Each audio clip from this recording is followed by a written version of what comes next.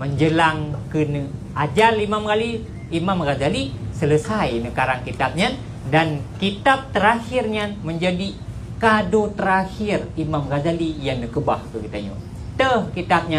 Kitabnya adalah kitab Minhajut Talibin yang kita nyebutnya.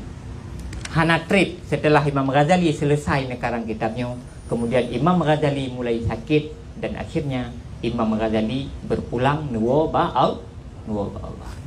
Jadi kitab yang kita nyebutnya adalah kitab terakhir yang dikarang oleh Imam Al-Ghazali.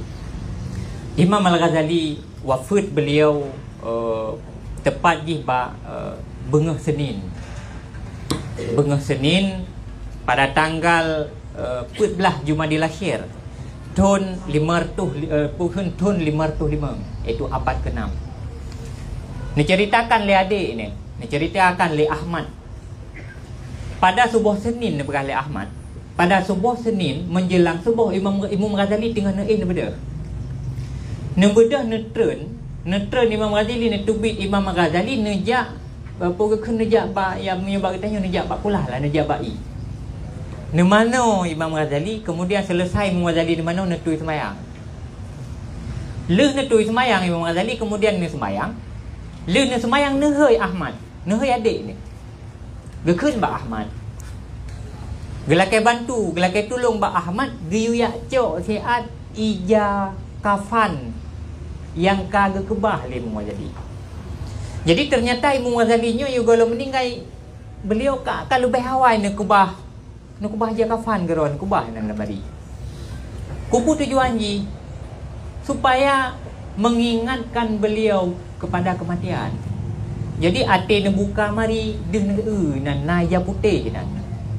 Sehingga tingat ni. Ate dah buka mari dan nak cok pakaian dan nak cok baju dan nak sok baju. Butingat tu. Uronyo jut tak pilih barangkali pakaian gerok tu tak pakai.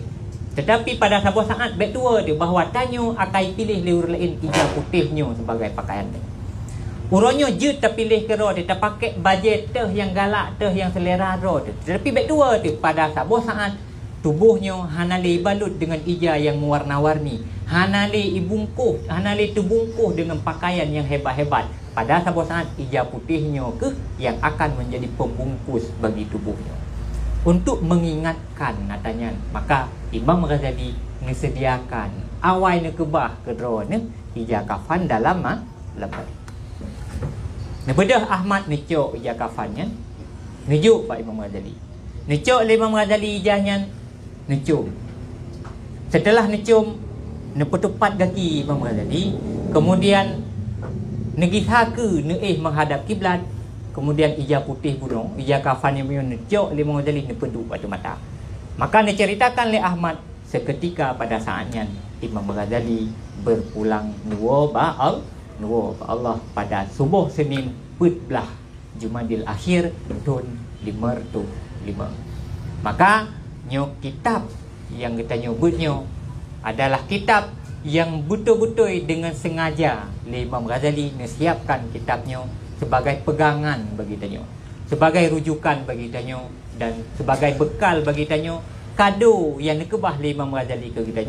Semoga kitabnya wujud kepelajaran bagi kita, dan semoga kita mampu belajar dalam hidupnya dari kitab Imam Ghazali hingga kita sesuai lagi yang diharapkan Imam Ghazali, udipnya betul-betul menjadi sabilus sa'adah wa minhajul jannah, menjadi jalan kebahagiaan dan menjadi jalan ke surga.